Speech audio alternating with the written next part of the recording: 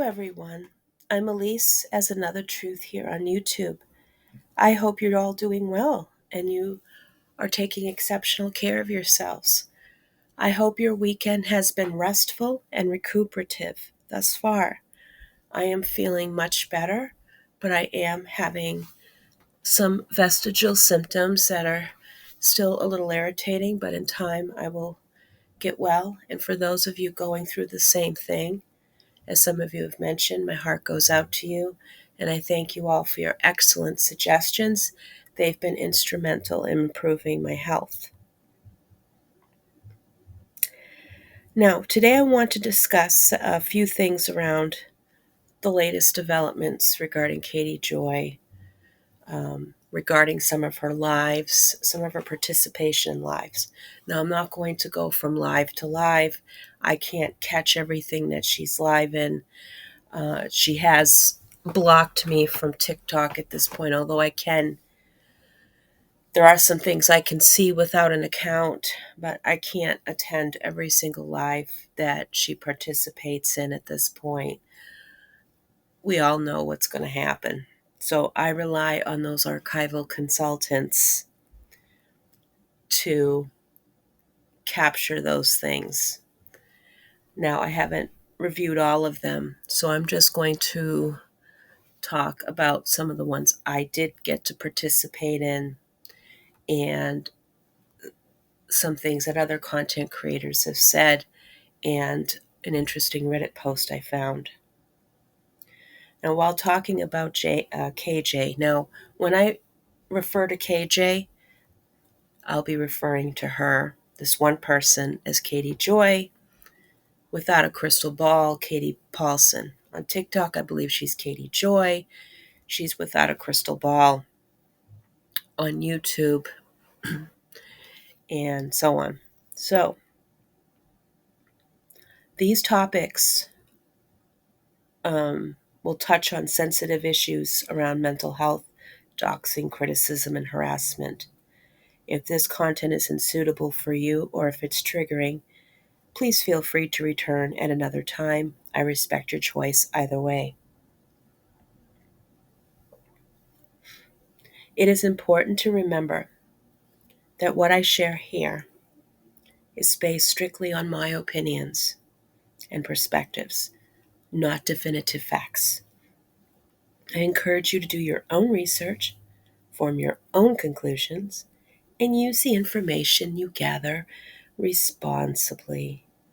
Harassing anyone I mention or involving law enforcement in retaliation is strictly unacceptable, and I do not condone such behavior because it doesn't just affect Katie Joy.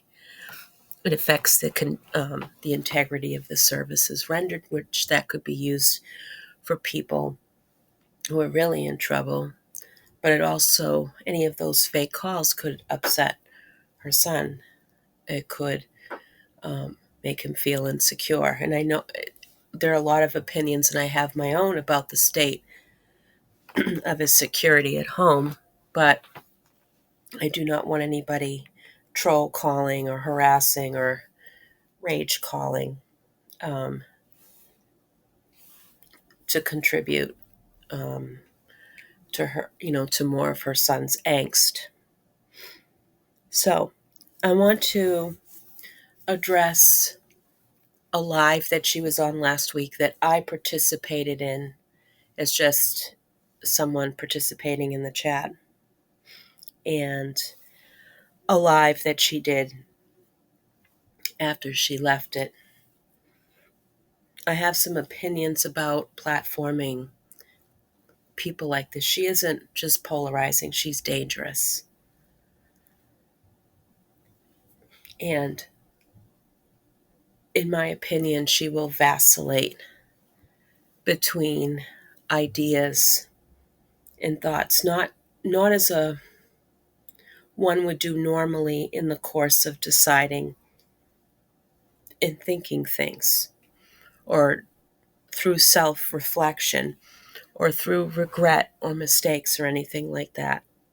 A process which people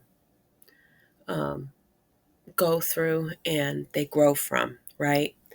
This isn't a normal process for KJ. This is her way of suiting the agenda that she wants to validate in order to earn that money and to cause discourse and strife between groups. She goes back and forth a lot when something doesn't go well. And her go-to is every time she is confronted with something, all of a sudden there are these alleged death threats and alleged near swattings or things like that. Personally, in my opinion, and I know I might lose some of you here, I think she is calling the police on herself, at least for most of it. I think she is doing some of this stuff to herself. It's interesting because WOACB versus WOACB she doesn't do her own commentary. Like, she doesn't insert her own commentary per se. Her commentary or her point in her videos is to show where Katie Joy makes these contradictions and where she punches herself in the face every time she opens her mouth. All right, she goes back and forth on these ideas and thoughts. And that's the whole point. There's no personal growth where it comes to Katie Joy. There's no self-reflection. She will react if she doesn't get the attention she wants. And if she's in peril she caused and brought on herself, she'll blame everybody else. It's like she punches herself in the face and then blames everybody else for doing it. That said, I want to bring your attention to the fact that WOACB versus WOACB has been a target of KJ's for quite some time, and very visibly so, without justification for why she is trying to incite emotional violence and on this creator, as well as other creators, and create an environment which they cannot reach out to have their own opinion or expression. And I think that is KJ's way of setting things up so people will never listen to these content creators and their opposing views about Katie Joy. Now, I know Katie Joy thinks of herself as a responsible journalist, that she's saving the world. She's this, fight the patriarchy kind of person. She's none of those things. She's none of those things. She's not a journalist.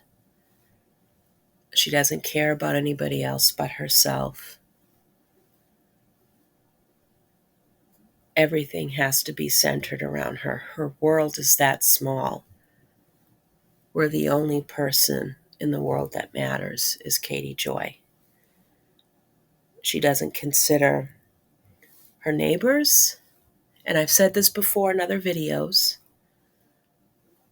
She doesn't consider her neighbors in real life, her neighbors here online. She doesn't care about her own son. She doesn't care about, to some extent, about herself or anybody else that she has emotionally injured on this platform. And it is of my opinion that as her behavior increases, she is working hard to get her targets harmed. And I do think, in my personal opinion, but don't take my word for it, I do not have any inside or internal information at all about what's going on. But from what I'm seeing and from what other content creators are experiencing, I think Katie Joy is behind it. Whether she's directly behind it or not, I don't know. That's up for law enforcement and for other people who are involved to figure out. And if they know more than me, fine, they will come out with their truth. But that is my perspective as an outsider, okay? Now, Katie Joy had done last weekend, I think she was on a couple of different people's panel. It just so happened that I caught the a panel discussion run by a channel called Hello Starlight. This is no diss to Hello Starlight or anything like that. I've subscribed to that channel, and if I find something interesting, I will go on there and um, have my say in the future. I don't want to jump from live to live. I'm not a person who really enjoys lives that much, but sometimes they can they bring about great information, and that interaction is so critical to the learning process. And I'll explain later what I'm talking about. So I can't describe the whole environment or the time frame of this live that happened last Sunday, a week ago. Okay. I think I came in about a little more than halfway when KJ was on, and they were talking about the stuff around Gypsy Rose. Now, I didn't come here to talk about Gypsy Rose. I came here to see Katie Joy actually participate on somebody else's platform. I wanted to see this and observe this myself. Another content creator by the name of Balls, I believe it was Balls, posted the link on Twitter, and I said, oh boy, well, I'll just do it this time. I'll see what it's like. I clicked on that and I participated. And there was a lot of chatter, and I'm not going to disparage any other participant in the chat because they may not be unfamiliar with Katie Joy. Some of them were. Um, I'm not going to.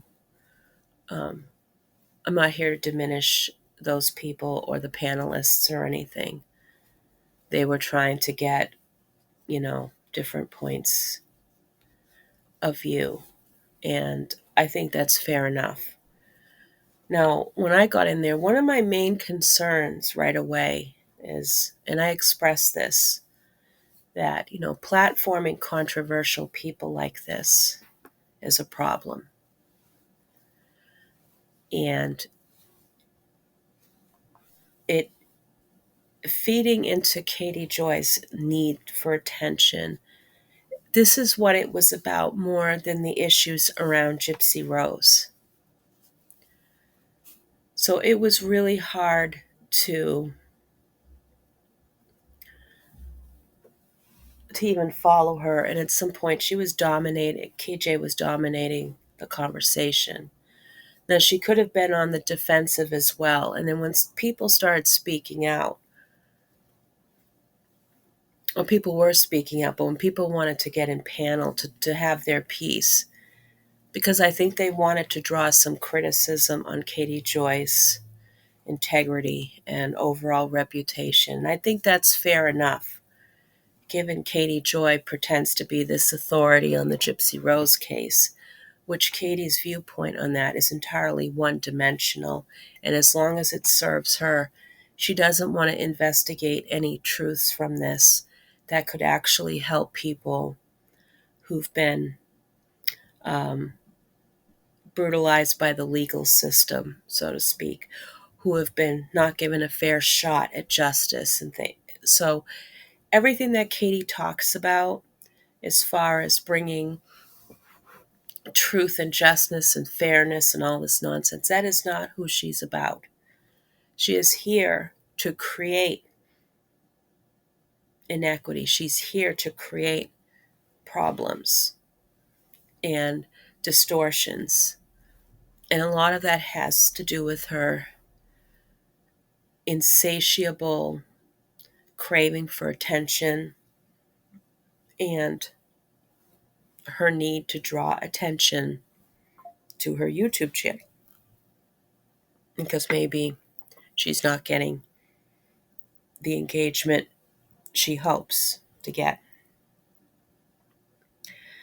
So now I did not join the panel myself as I felt I had nothing relevant to add and didn't want to distract from the discussion. Instead, I did participate in the chat as I let you know already. Now, Katie Joy at this point was in my opinion, was dominating the conversation. All we were hearing about was from her, and she kept going on and on.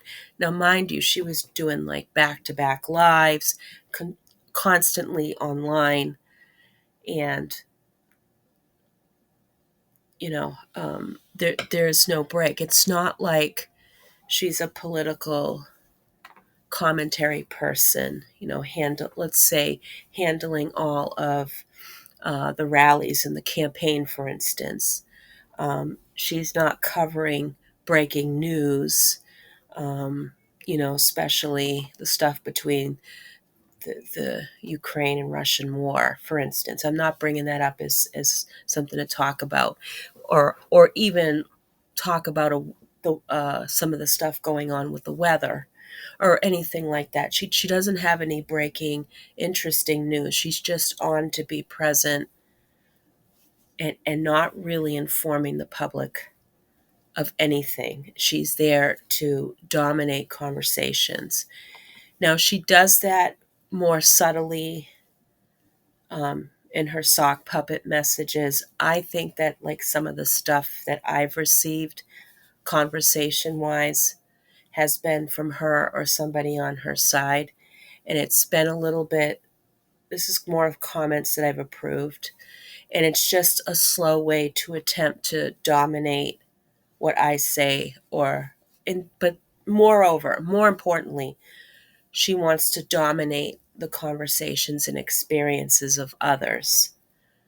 She wants to take those things over.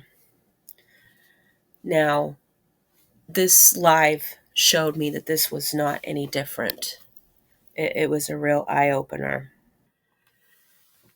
WOACB versus WOACB was finally invited on the panel, and she was trying to explain her side of things because she was unfairly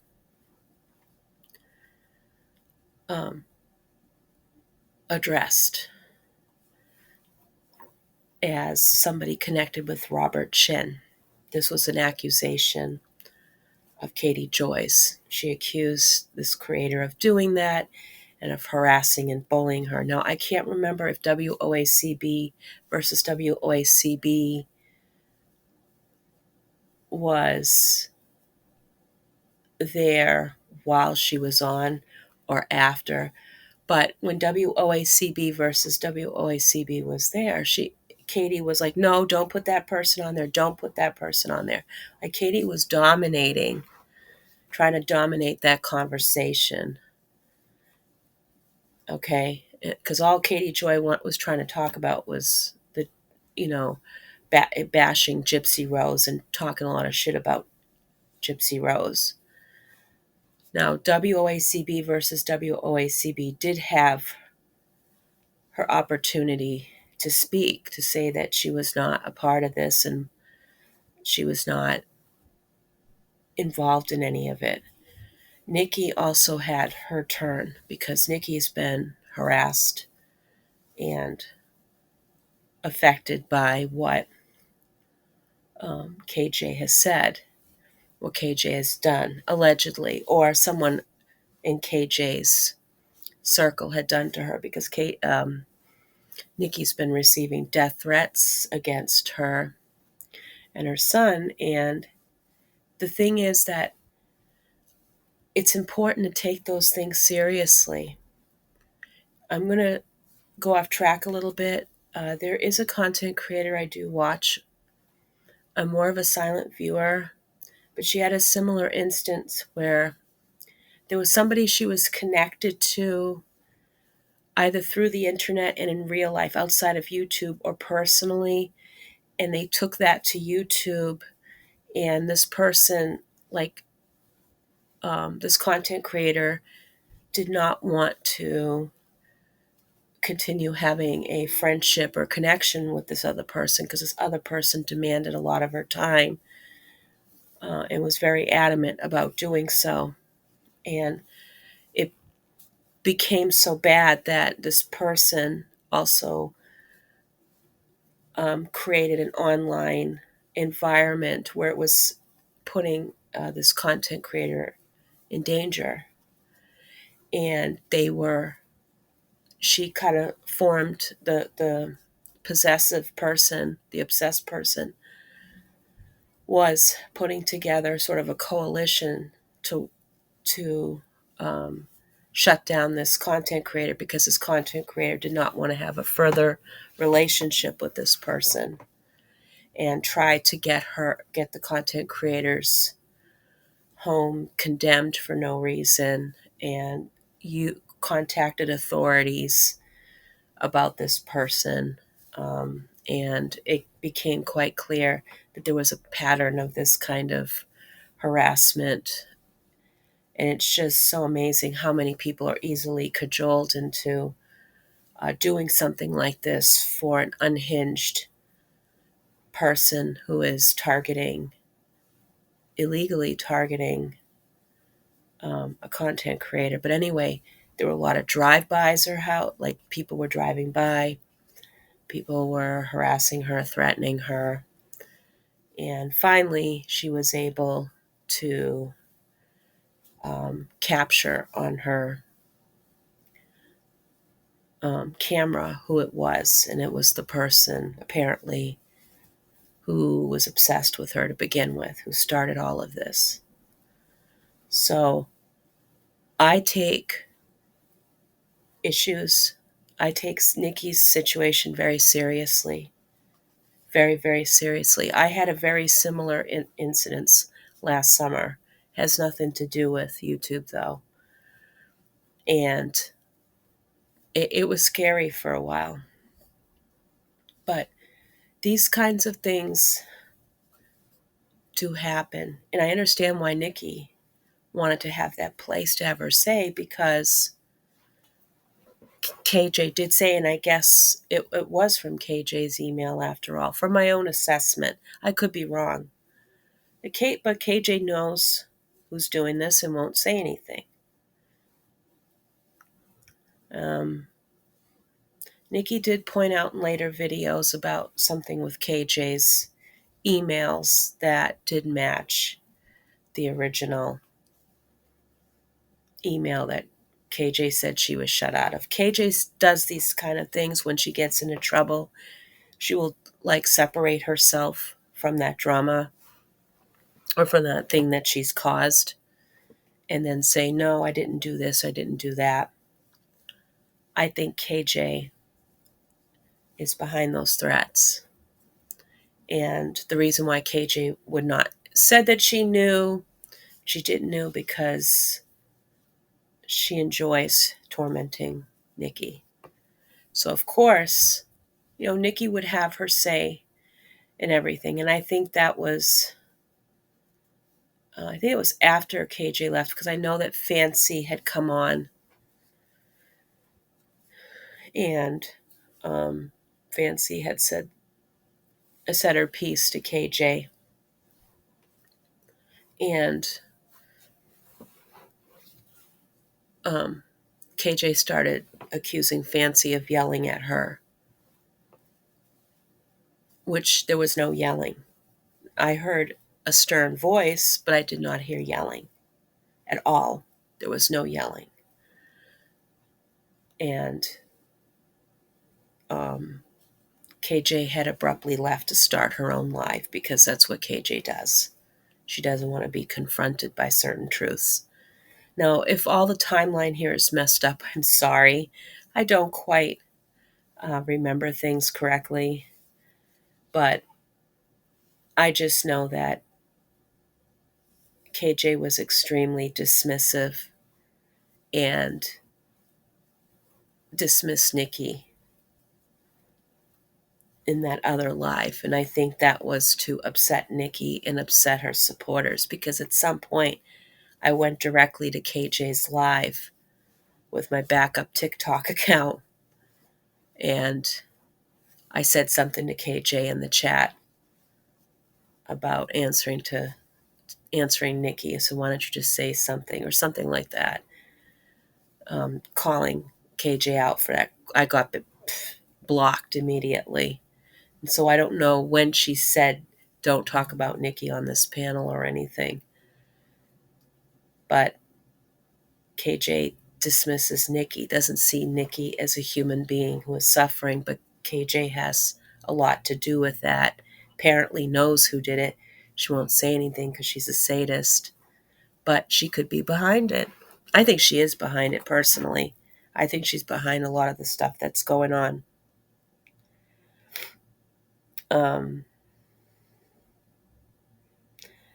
So,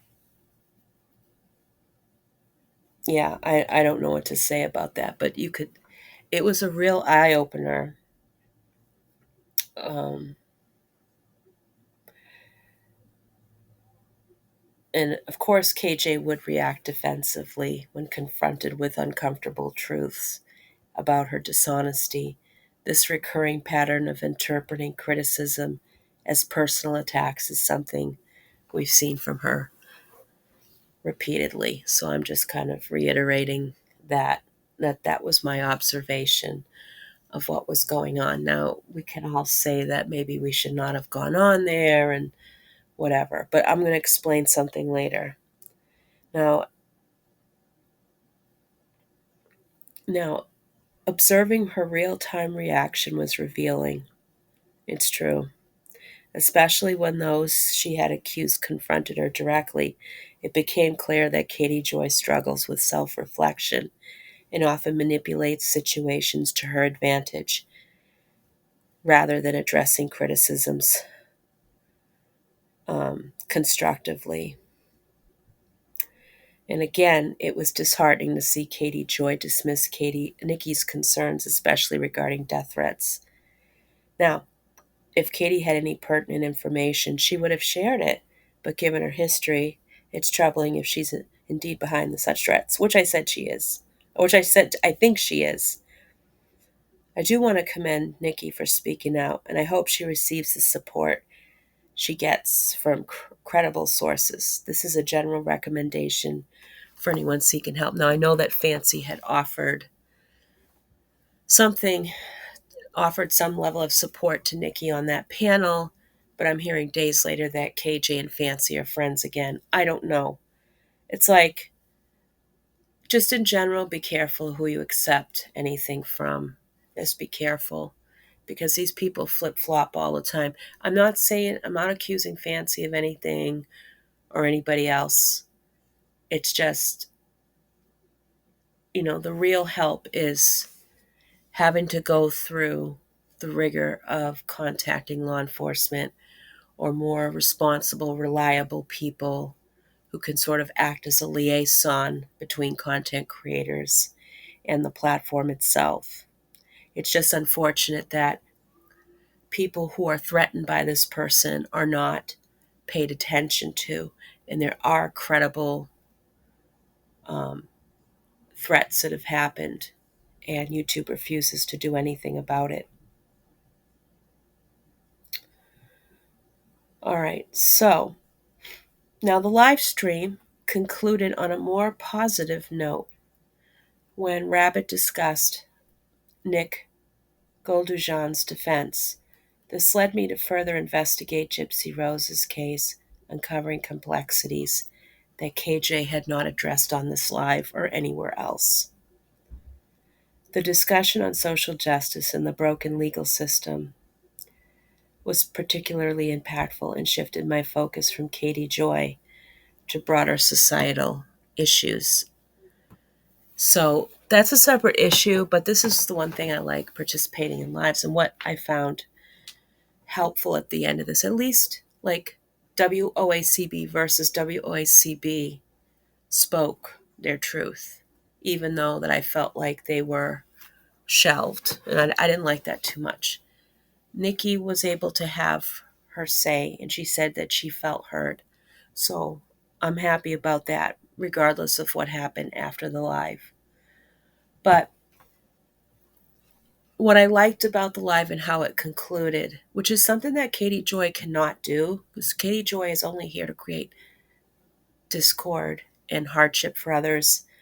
Katie Rabbit comes in to bring a perspective um, that it is often forgotten in Katie Joy's own discussion, and there are reasons why that is. So I learned so much more, and I'm much more invested in this from this man's side than I am from the Gypsy Rose side. And I think that there are human rights challenges in Missouri. There is a human rights coalition or human rights commission there that addresses problems similar to this with the legal system. There were some recommendations and things on a particular uh, site to help Nick. I don't know the validity of it, but I do know that Missouri does have this type of problem. And it is quite believable given the circumstances. So having that kind of information, having that viewpoint is more compelling than Katie Joy trying to out people's sexuality, getting into people's reproductive lives that are none of her business,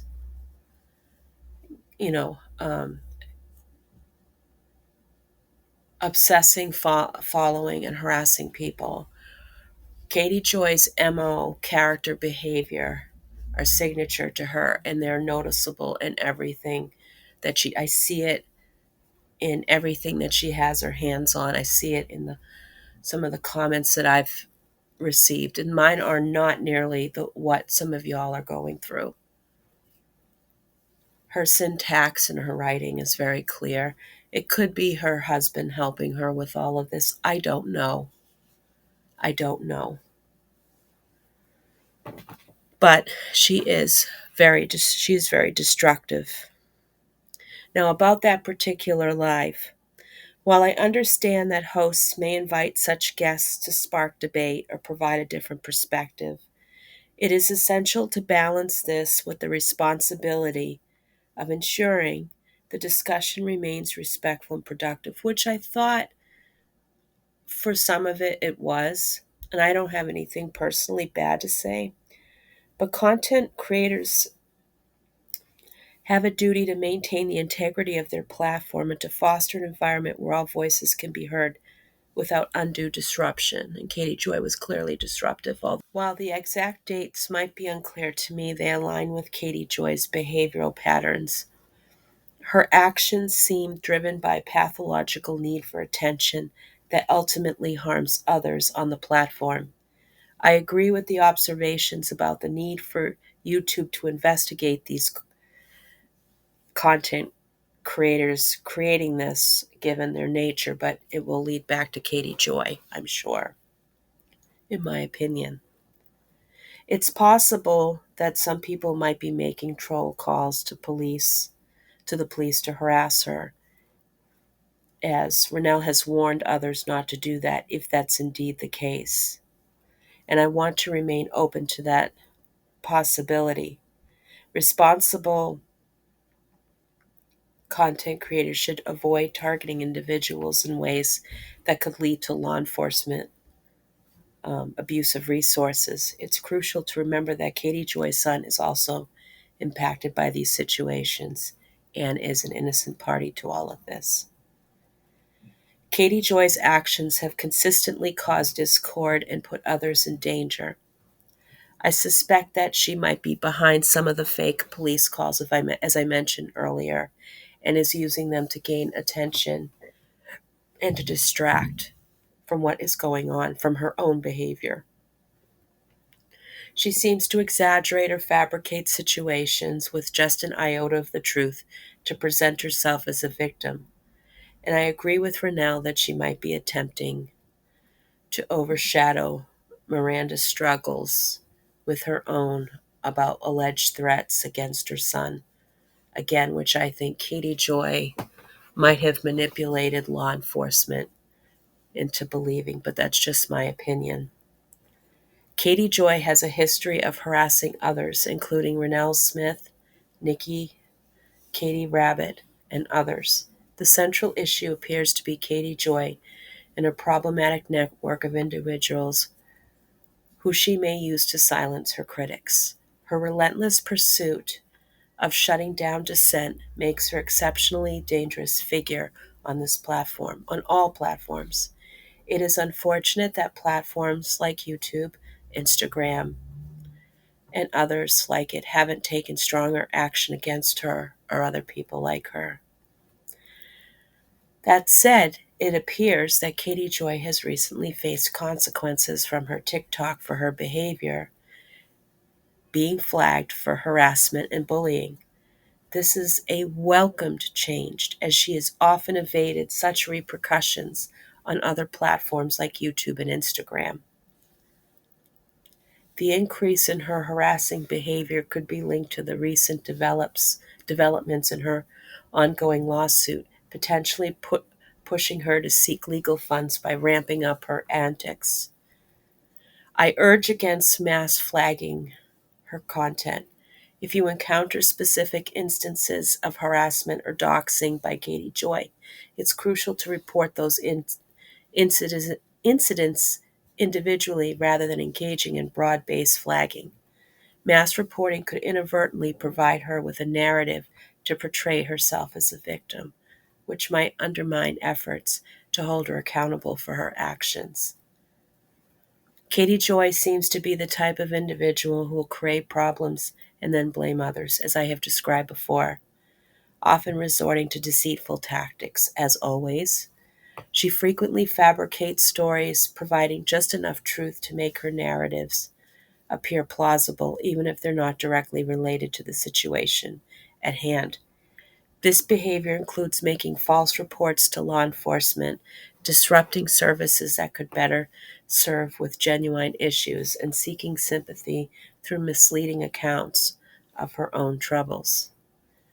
The increase in her live streaming activity seems to coincide with the pressure from her legal troubles, possibly as a strategy to manipulate her audience for financial support. Now, her involvement in these scenarios suggests a disconnect from reality, where she distorts facts to malign others and manipulate her followers. This is something she's always done in her videos.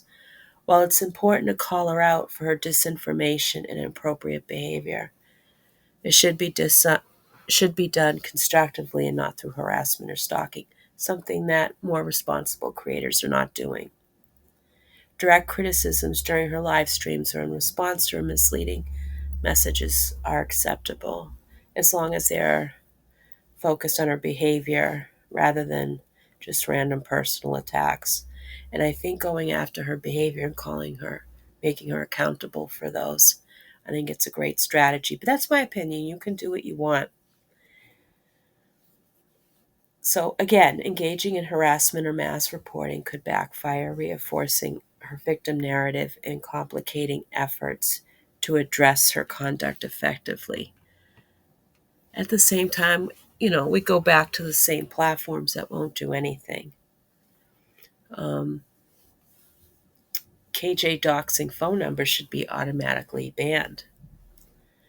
I don't know what's going to happen at this point. From my end, the only thing that I'm going to do is if I ever hold my own panel discussion, I am going to do the things that I talk about. I am going to practice what I preach.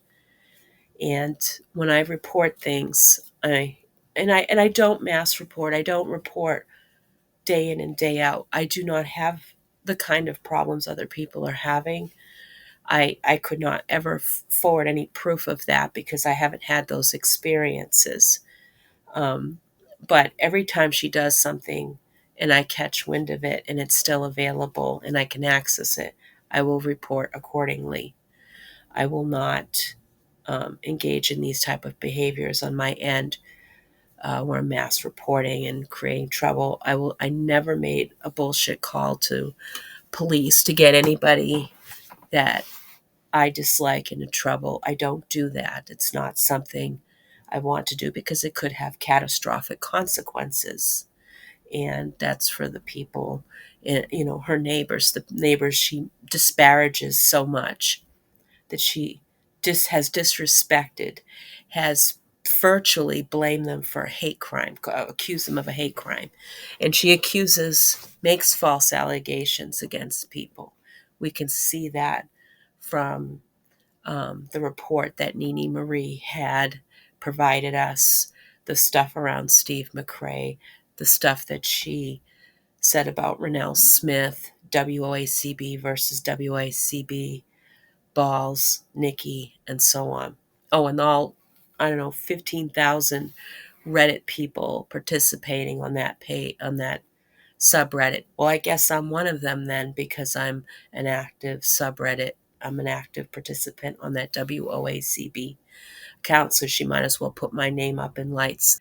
Thank you so much for listening to me. Take care and talk to you soon. Bye.